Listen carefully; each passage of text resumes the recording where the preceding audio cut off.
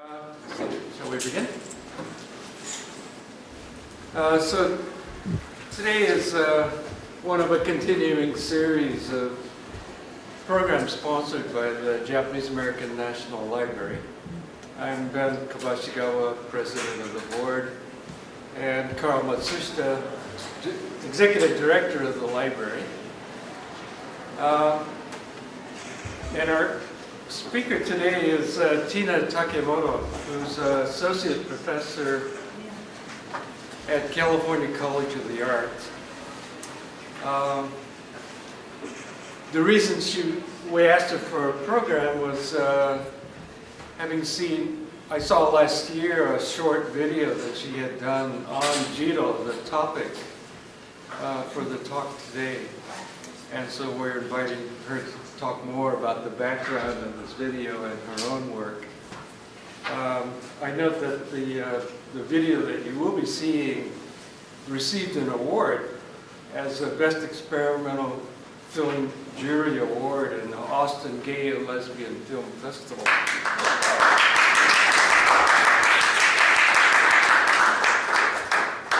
And so I'm going to turn it right over to Tina. And well, I'll leave the format up to her. We'll follow that then with Q&A. So we'll run about 45 minutes and then run to Q&A. And you should note that shortly after setting up, the Nichibei Weekly will be sponsoring a program with Greg Robinson, who is right here. And who's the other speaker? Ryan Comey-Dempster. Comey-Dempster, right. Talking about camps and after the camps. So that'll start around 4 o'clock. So you're all invited to stay. Let's begin.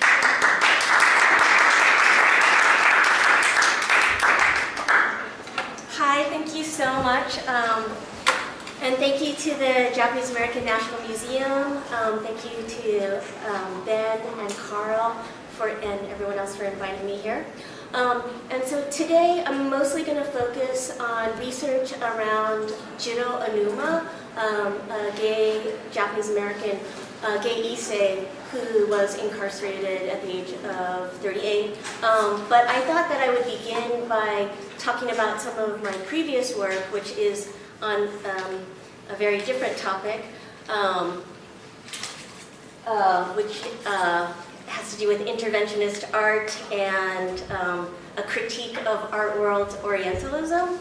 So I'm only going to spend about 7 minutes talking about that project so that you understand the sort of broader scope of my practice. And then what I'll do is talk a little bit about Jiro Onuma and the archival research that I did. And I was actually hoping that some of you all might have insights into some of the documents and information that I found, because I'm still trying to figure out what some of this material means. And then I'll show some artwork that I produced in response to Jiro Onuma's archival collection. So those are kind of the three things. And if at any point you have any questions about anything, please let me know, okay? Or if I'm not speaking loud enough or anything. And can we turn down the lights? Great. And I'm going to try using this funny thing. Okay. So, Memoirs of a Geisha. How many have heard of Memoirs of a Geisha? Heard about it, seen it? Okay, good. So, since 1997, Arthur Golden has been heralded as the sensitive white American who embodied the first-person voice of a Japanese geisha. Memoirs of a Geisha, the film, inspired companies such as Banana Republic and Fresh Cosmetics to make merchandise with taglines such as, "Be a nice ninja this year. Give your geisha the Kyoto Empress gift set with Geisha Beauty Palette." So this was all happening around the same years, around 2005. So the Asian Art Museum presents Geisha, Beyond the Painted Smile, with the catalog essay by Arthur Golden. And then SFMOMA presents Matthew Barney, Drawing Restraint. And so this is a large exhibition at SFMOMA that is featuring a white artist who has this extravagant adventure on a functioning whaling ship in Japan. And the exhibition is featuring photographs and sort of installation that relate to this film, and then every day they show the film for free. Has anyone seen this film? It's called Drawing Restraint. Okay, so in case you haven't seen the film, I'm going to give you a very highly subjective overview of what that film looks like. So Matthew Barney in general is known as a postmodern performance artist, and he does these very extravagant long films. They're visually super interesting. They usually have very little storyline, but all kinds of crazy things happen, okay? So for this film, he decides that he is going to board a functioning whaling ship, and he is going to have the professional whalers build one of his sculptures on the deck of his ship, of their ship. So this is a sculpture that is made out of Vaseline. So it is hot petroleum jelly that's been poured into this mold, and as it cools off, it solidifies like Jell-O, okay? So it takes hours and hours to make this thing, and then one of the climaxes is that it is made and then it is destroyed. And so you can see these are some of the whalers, and they are schlepping this hot petroleum jelly. So the hot petroleum jelly actually has to stay warm, right, in order to be fluid. And so you can see that they are putting it in this heater, and then they're, and they don't look very happy. I hope you can see that. And then the other thing is that he has the whalers eat food that, so this is a Jell-O, like Jell-O plate, that is supposed to look like the sculpture that was on board, right? So he's having the whalers eat this food, and they all look really disgusted, like, this is terrible, what are we doing? And they look, but it's supposed to be kind of funny that they don't know what they're doing. And then he has them capture this piece of, it's called ambergris. And ambergris is basically a whale hairball.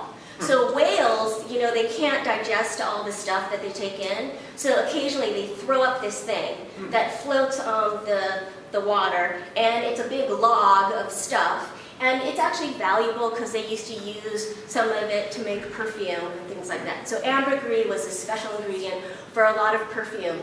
But what Matthew Barney asked them to do, the whalers do, is to harpoon this hairball, bring it on board, and then treat it in the same ceremonial manner that they would treat a whale. Because every time they kill the whale, they thank it, and they have a sake ceremony.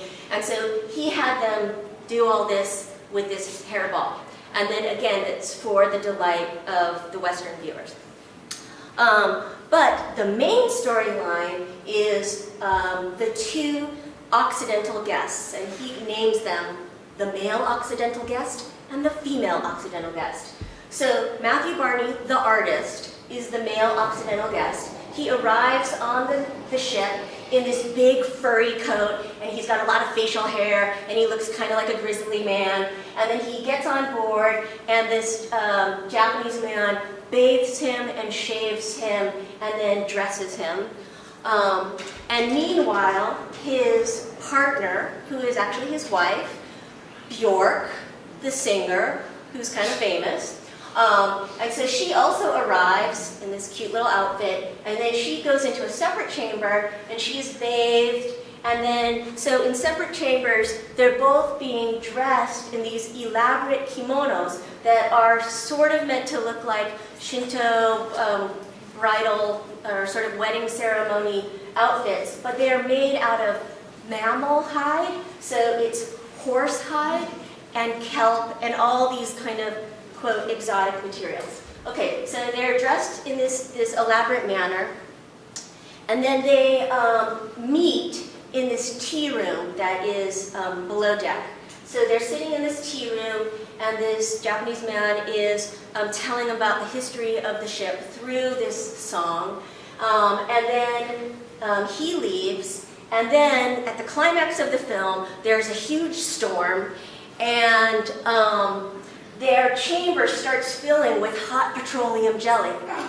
And then the two look at each other, and the script tells us they fall in love. So they start making out and pulling out these knives from their kimonos, and they start slicing at each other's legs. So this is an underwater shot, and they're slicing at each other's legs, and they're pulling, but it's all fake, so don't worry, because it's like, this is super prosthetic fakey land.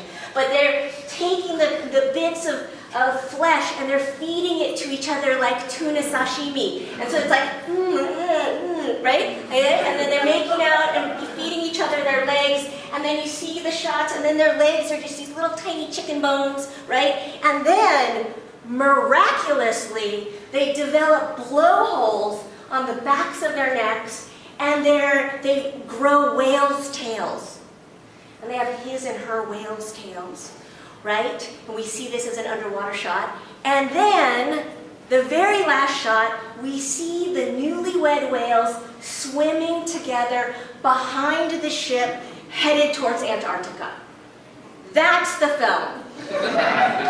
Right? And so, I mean, I am a fan of Matthew Barney, I'm a fan of BJORK, but when I saw this film, I was deeply, deeply disturbed. And I was upset because I also knew that many people in the San Francisco Bay Area would go to see this film, especially because Memoirs of a Geisha, the film, was out, and, you know, BJORK already wears these fancy Asian-y outfits, right? So there was all this kind of geisha mania happening in the Bay Area, and I just felt that something needed to be done. So artist Jennifer Parker and I decided that we would crash the opening. And we dressed in these outfits. So Jennifer is in an outfit made out of hundreds of wigs. They're synthetic wigs, and it's supposed to look like that big furry outfit that Matthew Barney is wearing. And then I'm wearing this elaborate DIY kimono where I've sewn on dollar store stuffed animals. They're like killer sharks and killer whales and harpy seals, and I've sewn them all together, right? And we decided that we would go and we would perform this kind of lip sync number. And at SFMOMA, for those of you who are familiar with it, when they have their members openings, they let the super fancy people in first, right? The most elite members. And then they let the next fancy people in. And then they let the regular members in, which is still kind of fancy because you have to be a member. So there's usually a really long line outside the museum that goes all the way around the building. So we thought, great, we're just going to show up and we'll perform for the people in line. And they won't know what the heck is going on, but at least they'll think that something crazy is going to happen, right? So we get there, and this is SFMOMA, and we're across the street. But then there's just so much chaos, and people are dressed up in elaborate outfits anyways, so we just think, what the heck? Let's just go into the museum. So we go into the museum, and we start performing in the lobby. But because the opening was super extravagant, and they had, you know, bands playing, and they had edamame cocktails, and they had this like fake Zen garden, right? Like they had all this stuff going on. So people just thought that we were part of the hired entertainment. So then we were like, oh, and we were with a professional videographer. So our video person says, I know, let's perform in the women's restroom. Because Jennifer has, you can't see it here really, but she has her own speaker system. So it's basically like an iPod with a speaker system on her chest. So we're like a mobile performing unit. But no one could hear our soundtrack because of the other competing sounds. So we went to the women's restroom and we performed. And then we got really brave because we thought, well, you know where it's going to be really quiet is the galleries upstairs where you're not supposed to take any pictures. So we hid the camera in my kimono, and then we went upstairs And then we started performing in front of the sculptures. And then the gallery guards and the viewers thought that they were confused. They thought that maybe we were hired entertainment. So the guards are trying to figure out if we belong or if we don't belong. And so they're going to ask, the authorities. And meanwhile, we're performing in different spots in the gallery. And then, as soon as we'd finish, we'd run, and then we'd perform somewhere else, and then we'd run. So we were always running away from the guards. Okay, so here is an excerpt. Oh, we're having some sound issues, but.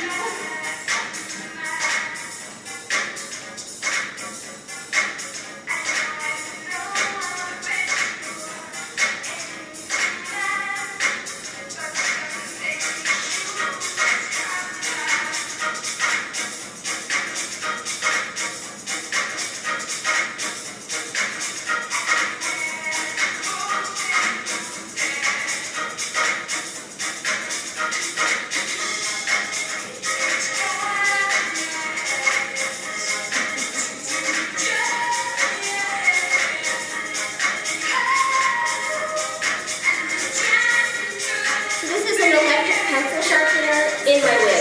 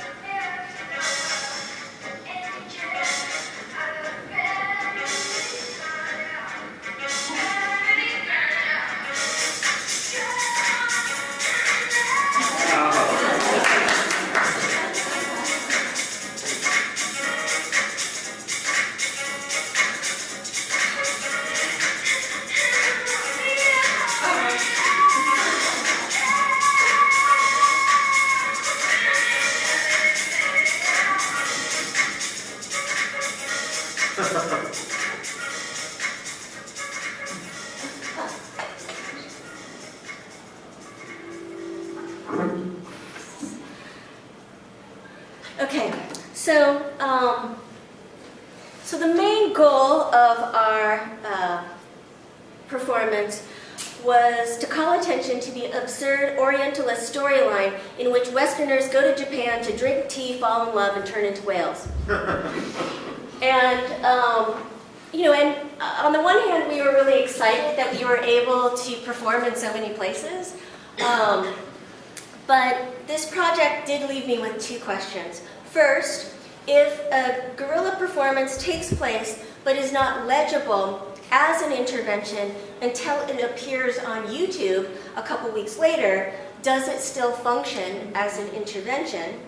And second, was it more disappointing to make my drag debut dressed as a geisha, or to be complimented by one viewer for looking, quote, absolutely beautiful while doing it? And Jennifer and I also learned that SFMOMA press photographers used our image in their membership promotional campaign. Like, these are all the fun things that happen in our museum. And then I was on a panel with someone from the SFMOMA education department, and he told me that our performance inspired SFMOMA to start doing drag performances for all of their exhibitions. So they did a drag performance for the Frida Kahlo show and the Cindy Sherman show. Which is, yeah. No wonder they closed. No wonder they closed. Oh, that is the most beautiful observation ever. Yeah, so you know, of course, what was missing from this appropriation is the idea of critique, right? I mean, we knew that our strategies for intervention was somewhere between entertainment and protest. And on the one hand, the sort of entertaining aspects of our work enabled us to get in the door, enabled us to stay in the museum and get away with as much as we did. But on the other hand, you know, if one of the institutional takeaways for the museum is like, wow, we just came up with a new party strategy, then you know you have to we had to ask ourselves what the effectiveness was. And then it also forced me to reflect on the experience of performing as BJORK-GEISHA, or performing in what I call Orientalist drag. So, you know, for me, BJORK-GEISHA's over-the-top costuming, her exaggerated death aria were all intended to signal satire, artifice, and critique. I wondered how anyone could have perceived this disarray of stereotypes as an absolutely beautiful geisha. And you know, here I was trying to use, in performance studies, that we talk a lot about this strategy, it's called disidentification, where performers use stereotypes and to work within and against the stereotype, right? But in order to critique the stereotype. But of course, the difficulty around using, or the predicament of disidentification is the possibility that the thing that you're trying to critique is actually still in circulation. And so this predicament reminded me of Spike Lee's film Bamboozled, featuring a minstrel show in which African Americans wear blackface as a critique, only to find the public enthusiastically enjoying the show. So while the film clearly condemns American racism, it also shows the corrosive effect of performing toxic racial representations, as we witness in this scene. A performer is putting on blackface, and he's literally crying in the mirror, right? Because he's performed this stereotype so many times. So for me, performing BJORK-GEISHA required taking on an exaggerated stereotype of Asian femininity. The role tapped into my personal struggles with femininity and forced me to recall grim moments of racial and sexual misrecognition. I do believe our intervention was successful in opening up discussions around art world Orientalism, but its playful mode of critique cannot erase the grief caused by embodying my own racial abjection. Right, so that was kind of one of the takeaways for me. And so now I'm going to turn to the Jiro project, but does anyone have any questions about this project or how we pulled it off? Or you can save those questions for later, but if you have any quick questions, I'm happy to take them now. Does anyone have any questions? Yes? It's actually a comment. I just want to know how many stuffed sea creatures were injured in your costume. Well, quite a few, and actually my parents who are here both helped me with this costume because my mother and I went to the dollar store and bought all of these sea creatures, and then my father helped me with this special killer whale that was on the Obi, and he's helped me troubleshoot a lot of different performance odd requests, but basically I told him I need a way to stab the whale, pull out these red scarves that look like it's blood, and then be able to retract it really quickly so that I can do it again, you know. And so he figured out a way to like make a hole, and it has, you know, anyways, it was very elaborate, but yeah, so anyways, I have to thank both of my parents for helping me with this. Anything else? Yes? Did SFMOMA get the message? Well, you know, it's interesting because I was actually nervous because I teach at an art school, and many of my students go to SFMOMA, and I take my classes to SFMOMA, and I was a little bit nervous that I was going to get barred from SFMOMA for a while. But then, I think within the last year, they actually invited me to do another interventionist work, which was that I was supposed to hack their Twitter feed, right? So they invited me to come and take over their Twitter feed and then tweet about things that were in their collection, but I could only tweet about specific artworks. Oh. But in their letter of invitation to me, they specifically said, we're asking you because of your work that you did at SFMOMA as BJORK-GEISHA. So that was the first time in writing, it was acknowledged that they knew, you know, what I did. So I don't, it makes me feel very conflicted, but of course I did do the hacking the Twitter, and anyway, so it's, yeah, it's very complicated. Any other questions?